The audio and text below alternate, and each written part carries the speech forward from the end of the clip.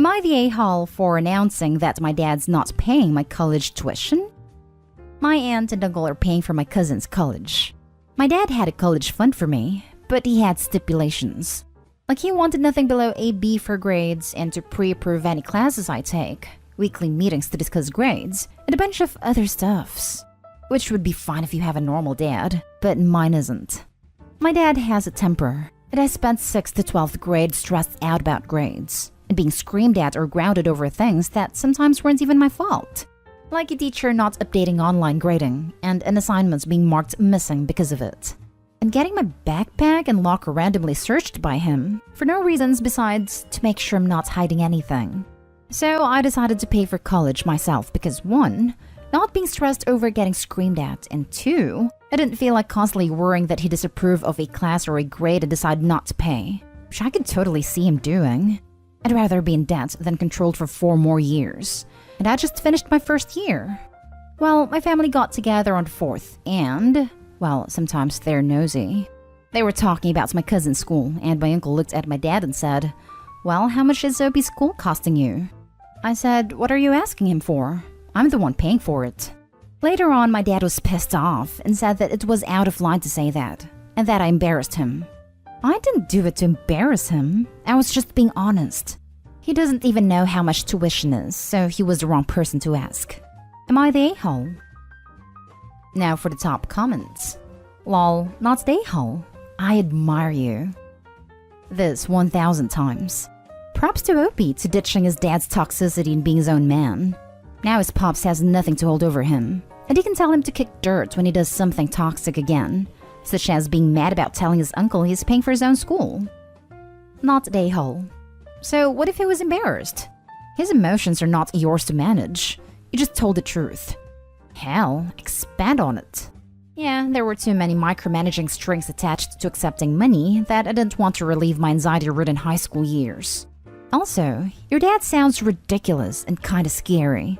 Maybe low contact is the way to go. I decided that it wasn't worth my soul to have him pay for college. Not the a-hole. It's embarrassing to him that you hate his control so much you turn down college being paid. And rightly so, he should be embarrassed. Not the a-hole. Opie, it's really admirable how you're pursuing a college degree in spite of so many obstacles. I wish you best of luck. Thank you, I appreciate that. Next story is titled, Am I the a-hole for canceling stepdaughter's birthday party? My stepdaughter is in her upper teens, turning 18, and lives mostly with her mom. My husband works a lot and is a very involved dad, but asked me to be in charge of planning her party, and I agreed.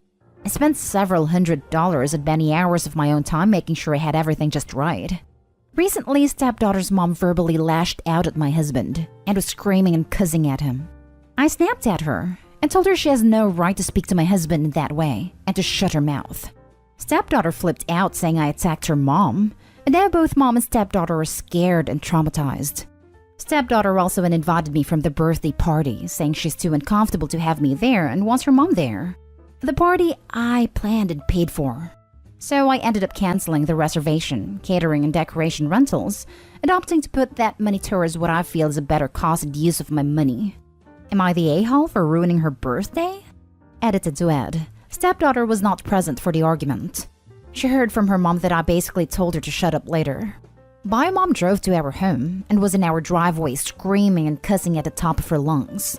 I went outside and told her to shut her mouth because this is our home, and she has no right to speak to my husband in that matter, and I will not tolerate it. 1. Stepdaughter was not a witness to what happened. Bio mom told stepdaughter later, and apparently Bio mom was so shaken up and upset that stepdaughter can't handle it, and called me to tell me I'm no longer invited to her party or to be any part of her birthday, as my presence would make stepdaughter and her mom feel too uncomfortable to enjoy themselves. 2. The argument was over elaborate gifts for stepdaughter. Bio mom's family has money, but my husband does not come from a well-off background. Bio mom wanted/demanded the husband buy stepdaughter over $5,000 in jewelry and tickets to several different concerts, which husband cannot currently afford as we took a hard financial hit over COVID. He told Bio mom he can't do it, and she came over flipping out that he's a bad dad, and that if he really loved his daughter, he'd find a way to do it no matter what. Not the a-hole. After Opie commented that the daughter and mom got mad because husband could not buy the daughter some expensive things, accused him of not caring and that if he was a good dad, he would make it happen. That is manipulation. I'll get some downvotes for this, but I don't understand how one screaming match with no physical altercation has traumatized the daughter and by mom. Are they traumatized because dad said no and stepmom spoke up in his defense? I wouldn't let my partner's ex cuss at him and call him a bad father because he couldn't afford some expensive gifts. I wouldn't pay for a party I wasn't invited to either, but that's just me, I guess. Commenting to let you know, Opie said the argument didn't happen in front of stepdaughter, and mom just told her after the fact. So now I'm really confused as to how they were traumatized by this. Can you be traumatized by something you didn't even witness? Stepdaughter is saying she is traumatized by how upset and shaken her mom was when she got home. So basically, she's playing the victim card as hard as possible when she in fact was not in any way? You didn't ruin her birthday. She did. She decided to take sides based on partial information and bit the hand that fed her. Now you get to have a nice chunk of money for yourself and she gets a life lesson. Not a-hole. It's your money, and if she chooses to act like this, then she doesn't deserve a birthday party from you. And she definitely can't invite you from something that you paid for using your own money for that. She can get lost and ask her mom to throw a party for her then for acting like that. This, I'd also like to add, mom screaming at your husband in your driveway is definitely your business. And your stepdaughter isn't a child anymore. She's turning 18. And so many comments are acting like you canceled a 5-year-old's birthday party. Next story. Am I the a-hole for not trying to actively build a better relationship with my stepson? Last year, I, 38 male, married my wife, 40 female, after about 3 years of dating. And she had 2 kids, 17 male and 15 female, from her previous relationship. Going in, when we were talking about tying the knot, I made it abundantly clear that I would love to have a relationship with their sons, but I'm not okay forcing anything, and would just hope that the boys would accept me eventually. At first, my wife wasn't bored with this.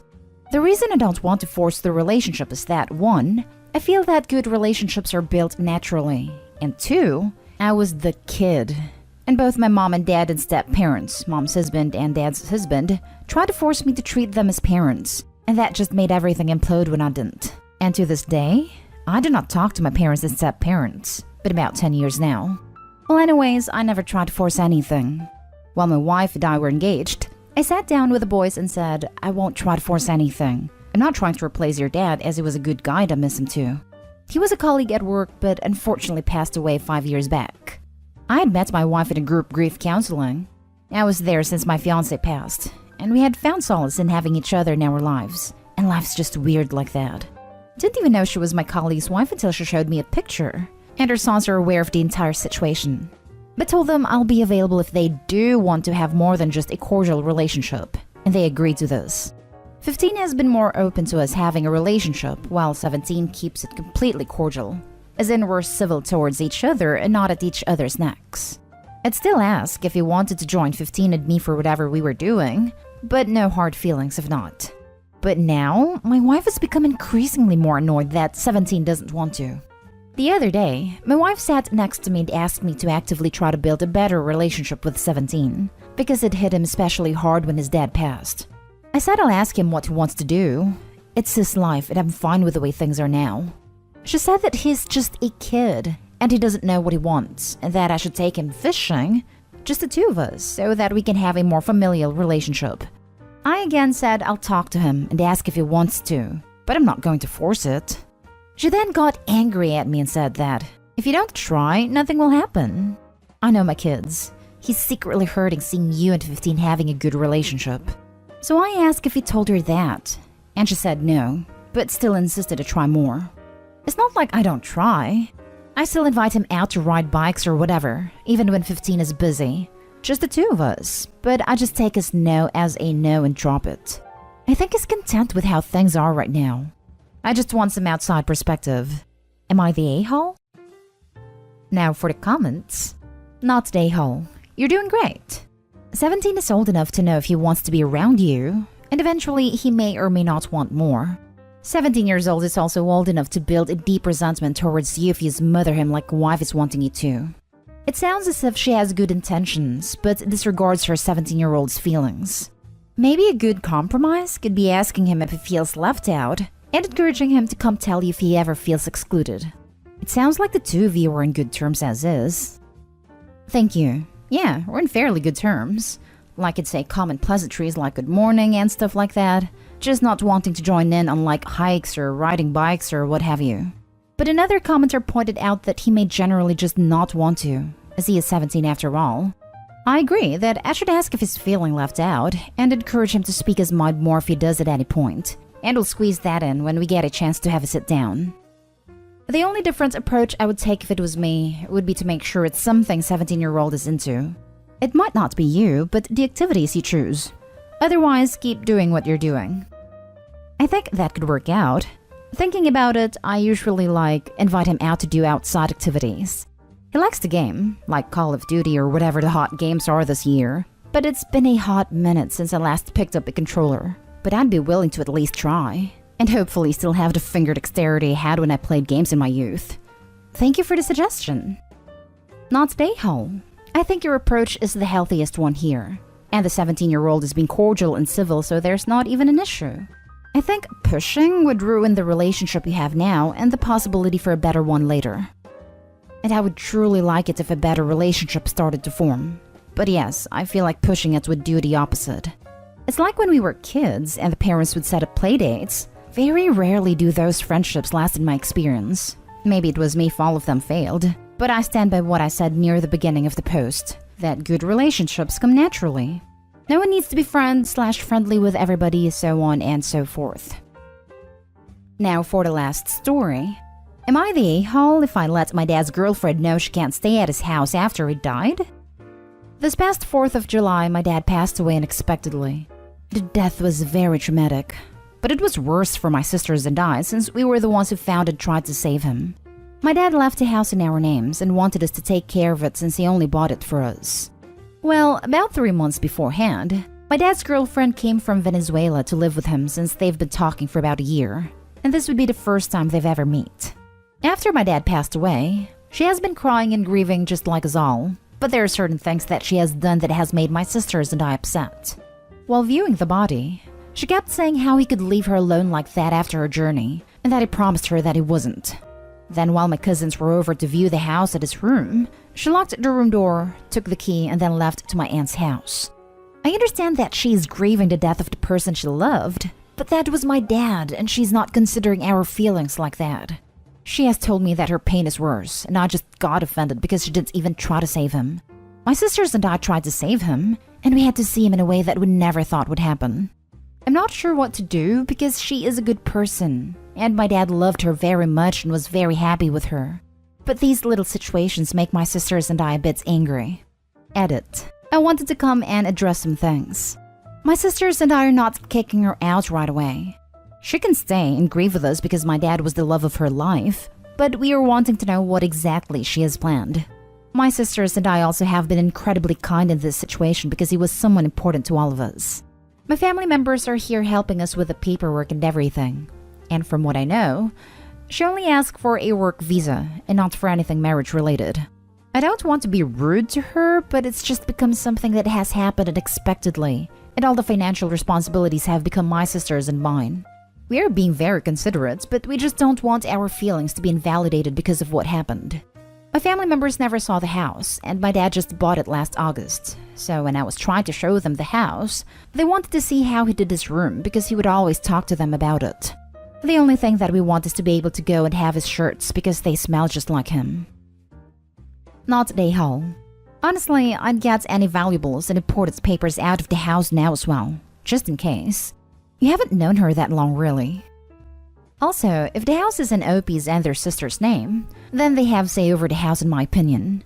She can find another place to stay, but shouldn't be around Opie and their sisters because she makes her grief out to be worse than hers. Opie and their sisters found their dad and tried to save him. Opie and their sisters knew him their whole lives and he was their father.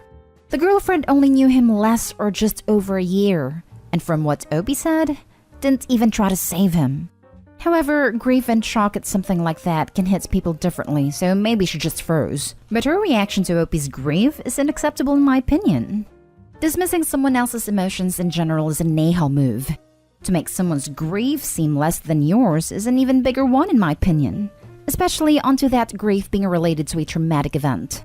Opie, I would do like the original commenter said and get all important paperwork and valuables out of the house. Get friends and understanding/trusted family to help out as well, as more people equals faster clean out. You also may need a lawyer to evict her since she has been living there more than a month or two, although I could be wrong. You definitely want to change the locks once you do get the house though. No a-holes here. Grief isn't measured, nor logical. She moved to a different country where she knew nobody and has now been left alone. Of course she's upset and frightened, probably not really thinking about how what she says affects others. Give her a bit of slack. That said, you will need to be clear over the next few weeks that your future plans for the house do not include her tenancy. Be gentle but firm, and definitely take legal advice before you say or do anything. Grief brings out the absolute worst in people, as do Reddit comments sometimes. Please be gentle with her and with yourselves. Not Nehal. I don't want to be hard on her because her boyfriend just died and she's grieving, but he's your dad, and she's not being respectful of your grievances at all.